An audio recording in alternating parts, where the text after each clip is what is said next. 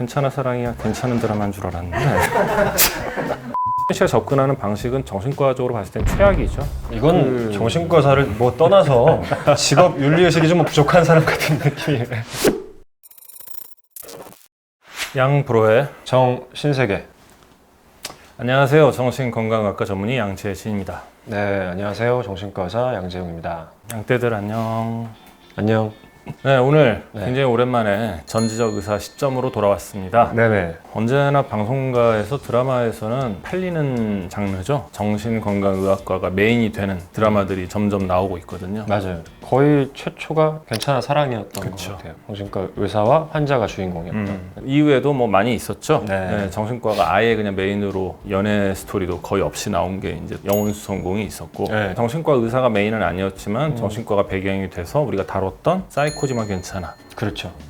이제 뭐 하나하나 다루겠지만 정신병원, 정신병동, 보호병동을 하나의 장치로 사용을 하는데 너무 부정적으로 말도 안 되게 사용하는 것들이 많아서 거기서도 그랬죠. 내부자들에서도 주인공이 순환을 겪을 때 정신병동에 입원을 시켜서 약을 계속 투여해서 바보로 만든다든지 실제로 악용이 되던 사례들이 있었던 시대가 있었죠. 옛날에. 네. 21세기에 여전히 그런 내용들을 작가님들이 복수, 징벌 뭐 이런 장치로 자꾸 사용하시는 게 참 저는 안타까워요. 그게 배꼽 냄새 같은 것 같아요.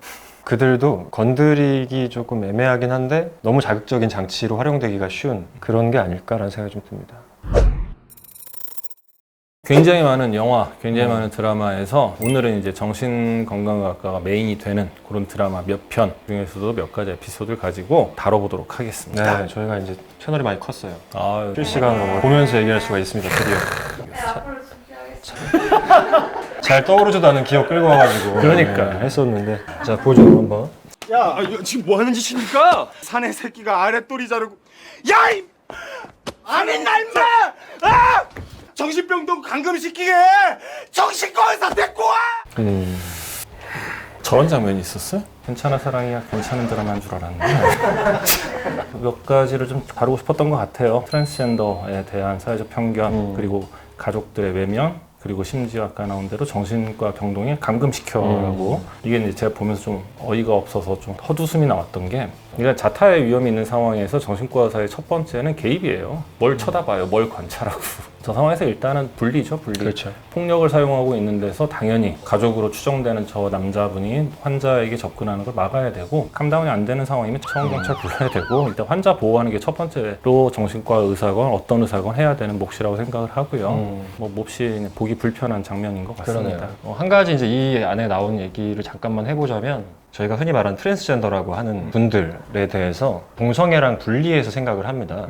이거는 그냥 알고 계시면 좋을 것 같은데 동성애에 대해서 우리가 이제 정신과적인 문제가 있다고 보지 않아요. 성적인 기호는 뭐 특별한 문제가 될 게 없다라고 이제 정의가 내려져 있는 부분입니다. 근데 이제 그 트랜스젠더 같은 경우에는 젠더 아이덴티티 디스오더라고 자기 성에 대해서 정체성에 대해서 혼란을 겪고 있는 부분과 연관되기 때문에 이건 정체성의 이슈와 연관되기 때문에 사실 정신과적인 치료를 해야 되는 경우들이 있죠. 많은 분들이 헷갈려 하시는 게 이제 동성애와 젠더의 정체성의 혼란을 동일시하시는 분들이 많은데 사실은 분리해서 본다라는 거를 알고 계셨으면 좋겠어요. 어쨌건 편견을 극대화시킨 뭐 그런 장면으로 추정은 되는데 실제 병원에서 저렇게 하는 의사는 없다라는 거 분명히 개입은 했어야 된다. 안타깝다.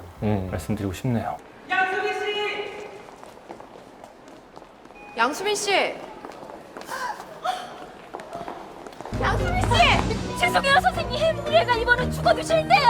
안돼 위험해 어머니. 날 죽이려고 작정했어요. 공윤 씨의 담당 환자가 공윤 씨가 모르는 상황에서 갑자기 저렇게 보호자에 의해서 퇴원을 한다. 갑작스럽게 저렇게 보호자가 와서 퇴원을 시킬 때 일단 병원 입장에선 퇴원을 시킬 수밖에 없지만 그래도 주치의한테 반드시 사전에 연락은 갑니다. 더더군다나 평일로 추정이 되는데 주치의가 멀쩡히 병원에 있는데 주치의와 어떠한 얘기도 없이 저런 시스템에 있는 병원은 제가 알기로는 없어요.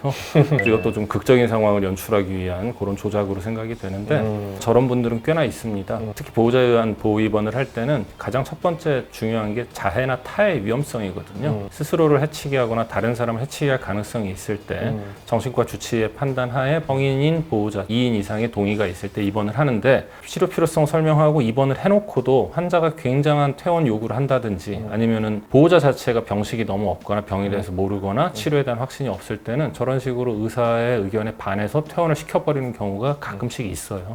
자타의 위험이 있으면 일단 정신과 병동 중에서 개방병동과 폐쇄병동 두 가지가 있는데 폐쇄병동에 입원을 하게 되고요. 입출입이 원활하지 않게 되는 상황이기 때문에 모든 사람들이 다 싫어하거든요. 근데 그럼에도 불구하고 치료적인 가치가 있어요. 그러니까 자타의 위험이 올라가 있는 상태라는 거는 사회적으로 내가 기능이 많이 손상이 되어 있다라는 거고, 그게 이제 밀리오 세라피라고 해서 닫힌 폐쇄되어 있는 공간에서 최소한의 인간관계를 맺으면서 다시 기초부터 쌓게 되는, 리빌딩하는 그런 작업을 하게 되는 거거든요. 환자가 이제 가족한테 협박을 할 수도 있고 퇴원하고 나서 두고 보자 뭐 이런 식의 어떤 반응들이 보통은 나오게 되거든요. 이제 그럴 때 혹시 저희 채널을 보고 계시는 환자분들의 가족분들이 계시다면 저희가 항상 얘기하는 냉정한 사랑이라는 걸 실천을 하셔야 돼요. 그게 당장은 이분의 말을 들어주고 싶을 것 같긴 하지만 그 결과적으로 치료에 전혀 도움이 안 되거든요.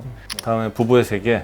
이무생 선생님이 주연까지는 아니지만 주조연급이죠. 김희애 씨를 도와주는 척 하다가 사실 나중에 좀 변신을 하는 나쁜 사람으로 나오는 걸로 알고 있는데 맞아요? 아니야. 김혜를 좋아해. 아, 그냥 좋아하는 것 뿐이에요? 그렇대요. 제가 보다가 뭐 소설을 썼어요? 그 끝에 한 4편인가를 안 봤어. 오늘 남은 치료도 취소해줘요. 네? 미안해, 급한 일이어서 일단 환자들한테 양해를 좀. 이건 정신과사를 뭐 떠나서 직업 윤리의식이 좀 부족한 사람 같은 느낌이에요. 내가 볼 때 여기서 제일 문제가 되는 건 마 선생님이 알코올 전증으로 나오잖아요. 술로 인해서 뇌기능 손상이 많이 와서 상황 판단력이 떨어졌어요. 지금 지 선생이 사라졌으면 경찰에 신고를 해야지. 자기도 의사였으면서 멀쩡히 진료보는 사람한테 전화해서 저런 얘기를 한다는 거예요. 슈퍼맨이야 뭐야. 알코올 전증의 폐해에 대한 거를 말씀드리고 싶고요. 마 선생의 폐해. 네. 물론 가족에 큰일이 났다든지 할 때는 동료 의사한테 부탁을 하거나 뭐 그럴 수는 있어요. 근데 그렇지 않은 상황에서 진료를 캔슬한다는 거는 사실 있을 수 없는 일이라고 생각을 합니다. 당일 캔슬은 사실 없어요. 환자만 할 수 있는 거고 의사는 할 수 없는 거죠. 그렇지. 요즘에 노쇼 굉장히 많거든요. 의사는 노쇼를 못 해요. 입원 병동을 갖고 있는 정신병원 같은 경우에는 정신과적인 응급 상황이 생길 수가 있죠. 자살 시도를 한다거나 뭐 타해 뭐 위험성이 있었다거나 이랬을 때 개입을 해야 되기 때문에 진료가 딜레이 되는 경우는 생기긴 해요. 근데 이런 식으로 이제 본인의 개인적인 이유로 진료를 캔슬하는 건 없죠. 사실. 이분이 스토커였죠? 내가 도와줬잖아. 저분이 거의 슈퍼맨이네요. 전화 해면 청호경찰보다 빨리. 아, 이건 두 가지를 먼저 말씀드리고 싶은데, 저렇게 정신과 의사가 환자한테 무력으로 개입하는 거는 안 좋은 거예요, 굉장히. 저도 레지던트 때 이제 병동에서 난리치는 환자분이 있으셨고, 보호사님들보다 제가 훨씬 힘이 세서 제가 개입을 들어갔다가 환자한테 물리고 교수님한테 엄청 혼났던 기억이 있는데, 의사가 해야 될 게 있고 안 해야 될 게 있거든요. 저런 식의 무력 개입은 정신과 의사는 사실 안 하는 게 맞습니다. 또 하나는 되게 안타까운 일이지만 정신과 교수님이 한번 돌아가셨었죠. 한 2년 정도 전에. 임 교수님 돌아가시고 나서 그 이후에 이제 이런 법적인 어떤 처벌 이런 게 굉장히 좀 강화됐어요. 또 정신과 의사들이 환자로부터 보호받기 위해서 갖춰야 될 병원 시설들이 많이 생겼거든요. 뭐 비상벨이라든지 뭐 다른 출입구라든지 뭐 이런 것들이 지금 제도적으로 많이 만들어진 상태이기 때문에 이렇게 아무것도 하지 않는 거는 사실은 보기 어려운 것 같아요. 예. 정신과 전문의로서 살려는 선생님들 중에서 환자와 어떤 물리적 충돌이 없었던 분은 거의 없을 거예요.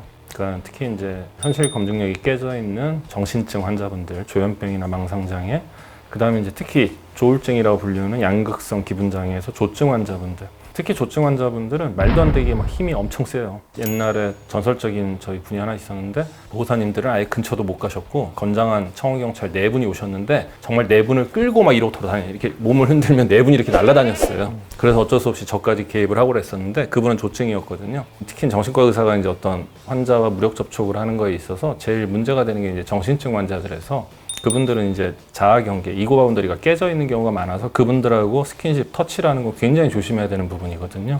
그분은 어떤 타인과의 터치를 통해서 내가 흡수당하거나 아니면 둘이 하나가 돼버리는 이런 말도 안 되는 생각들을 하시는 경우들이 있어요. 그래서 그분들하고는 이렇게 잘 지냈어요 하고 등투 이런 것도 절대 금지되어 있는 그런 게 있고, 물론 응급 상황이니까 가서 말릴 수는 있어요. 근데 막 이렇게 저 뒤에서 초크를 걸고 이렇게 끌고 간다든지 저런 거는 저기 실제로 있었던 일이 100% 의사 저희 고소당합니다. 저거는. 네, 일단은 그냥 말리는 정도의 처운경찰 올 때까지 기다려야 되고요. 요즘에는 의료법상 진료실에 당연히 비상벨이 있어야 되고요. 후추 스프레이나 3단 봉이나 전기 충격기가 방에 있어야 돼요. 저희는. 혹은 강화 방패. 이게 임 교수님 사망하고 바뀐 절차죠. 안타까운 현실입니다. 저렇게 하지 않은 의사는 돈밖에 모르는 의사, 혹은 환자를 진심으로 위하지 않는 의사라는 말도 안 되는 생각을 할 가능성이 큰데, 객관적으로 놓고 봤을 때 환자한테 제일 도움 안 되는 의사가 저 의사거든요. 약간 판타지 같은 느낌이 드네요. 다시 한번 말씀드리지만 정신과 의사를 멋있게 그려주셔서 너무 감사한데